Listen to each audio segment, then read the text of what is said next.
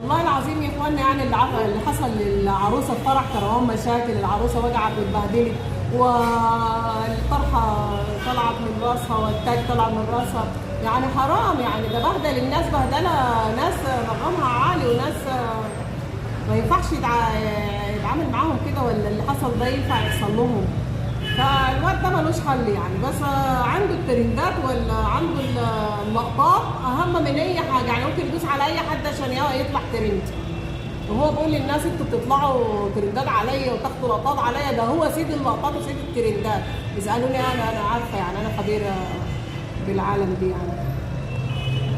والله اللي حصل في فرح كروان مشاكل ده، انا دي حاجه من ربنا، يعني حاجات زحمه وعلى الفاضي، مش عارفه ده فرح ولا ده ايه، وحاجات غريبه كده حصلت. ولا مؤاخذه يعني، مش عارفه اقول حاجات منافيه للاداب، يمسكوا دي ويعملوا دي على حب الناس.